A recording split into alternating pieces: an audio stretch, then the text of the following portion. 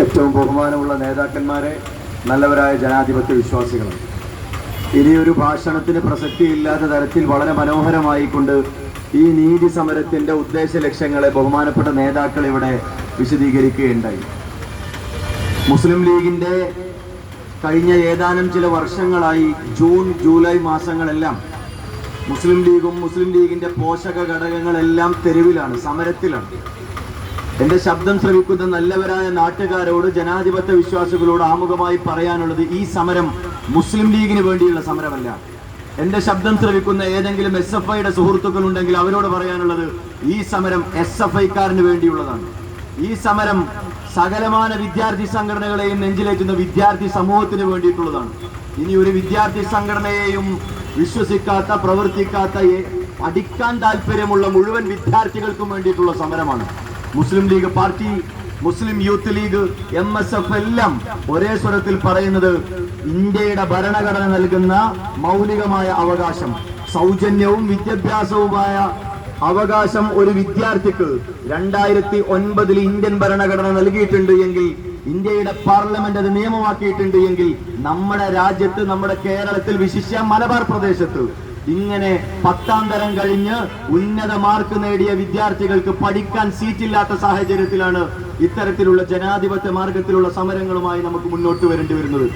ശബ്ദം ശ്രവിക്കുന്ന നാട്ടുകാരോട്, പെരിന്തൽമണ്ണ നിയോജക മണ്ഡലത്തിന് കീഴിലുള്ള ഹയർ സെക്കൻഡറി കണക്കുകളല്ല നമ്മൾ ബോധ്യപ്പെടുത്തുന്നത്. നമ്മുടെ നിയോജക മണ്ഡലത്തിനകത്തുള്ള അവസ്ഥ തന്നെ നമുക്ക് പരിശോധിക്കാം. ഞങ്ങളിങ്ങനെ മുസ്ലിം ലീഗ് പ്രസ്ഥാനം ഇങ്ങനെ സമരവുമായി കടന്നു വരുമ്പോ നമ്മുടെ ഇടതുപക്ഷത്തിന്റെ സഹോദരങ്ങൾ പലപ്പോഴും ചോദിക്കാറുണ്ട്, സൈബർ രംഗങ്ങളിൽ അവരിടുന്ന ക്യാപ്സൂളുകളെ ഏറ്റുപിടിച്ചുകൊണ്ട് അവർ ചോദിക്കാറുണ്ട്, എന്തിനാണ് മുസ്ലിം ലീഗ് സമരം ചെയ്യുന്നത്? നിങ്ങളല്ല വിദ്യാഭ്യാസ വകുപ്പ് കൈകാര്യം ചെയ്തിരുന്നതെന്ന്.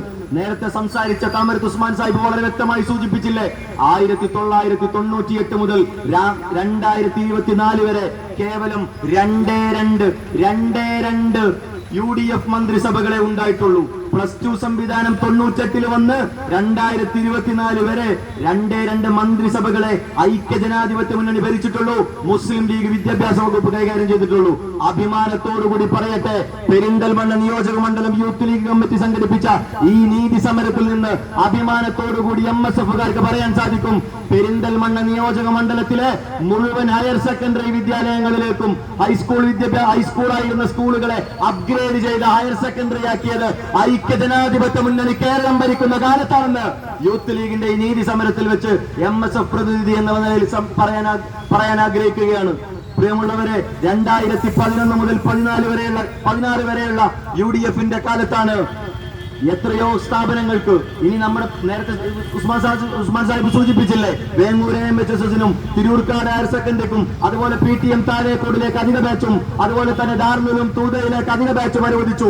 എന്തിനേറെ പറയുന്നു, നമ്മുടെ മണ്ഡലത്തോട് ചേർന്ന് കിടക്കുന്ന, നമ്മുടെ ജില്ലയോട് ചേർന്ന് കിടക്കുന്ന കരിങ്കലത്താനിയിലെ FMHS ഹൈസ്കൂളായിരുന്ന ഫാത്തിമ മെമ്മോറിയൽ ഹൈസ്കൂളായിരുന്നതിനെ ഹയർ സെക്കൻഡറിയായി അപ്ഗ്രേഡ് ചെയ്തുകൊണ്ട് അവിടെയും +2 അനുവദിച്ചു കൊടുത്തത് നമ്മുടെ മണ്ഡലത്തിൽപ്പെട്ട കുട്ടികൾക്കും അയൽ ത്തിൽപ്പെട്ട കുട്ടികൾക്കും ഉപകാരപ്പെടുന്ന ബാച്ച് അനുവദിച്ചത് ഐക്യജനാധിപത്യ മുന്നണി കേരളം ഭരിക്കുന്ന കാലത്താണ്. ഇത് നമ്മുടെ നിയോജക മണ്ഡലവുമായി ബന്ധപ്പെട്ട കാര്യം മാത്രമാണ്.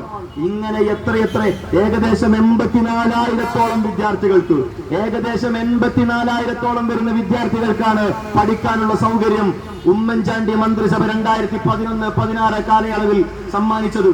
സൂപ്പി സാഹിബിനെ കുറിച്ച് ഇവിടെ പറഞ്ഞു. എങ്ങനെയാണ്, അഭിമാനത്തോടു കൂടിയാണ് MSFകാരൻ നാലകത്ത് സൂപ്പി സാഹിബിനെ കാണുന്നത്. സൂപ്പി സാഹിബ് കേരളത്തിന്റെ വിദ്യാഭ്യാസ വകുപ്പ് കൈകാര്യം ചെയ്യുന്ന കാലത്ത് ഹൈസ്കൂളുകളെ അപ്ഗ്രേഡ് ചെയ്തുകൊണ്ട് ഹയർ സെക്കൻഡറി ആക്കുമ്പോ വിമർശിച്ചവരേറെയാണ്, കളിയാക്കിയവരേറെയാണ്, ഈ ജില്ലക്ക് വാരിക്കോരി കൊടുത്തു എന്ന് പറഞ്ഞുകൊണ്ട് പരാതിപ്പെട്ടവരേറെയാണ്. പക്ഷേ ഇന്ന് ഈ കേരളത്തിന്റെ മണ്ണിൽ മലപ്പുറത്തെ ഓരോ കുട്ടിയും ഒരു സീറ്റിന് വേണ്ടി ഫുൾ A+ കിട്ടിയിട്ട്, 9 A+ കിട്ടിയിട്ട്, 8 A+ കിട്ടിയിട്ട് അവൻ ഫസ്റ്റ് ഓപ്ഷൻ കൊടുത്ത സ്കൂളിൽ അലോട്ട്മെന്റിൽ വരുന്നില്ല, ഫസ്റ്റ് ഓപ്ഷൻ കൊടുത്ത കോഴ്സിന് അലോട്ട്മെന്റിൽ വരുന്നില്ല. എന്തിന്?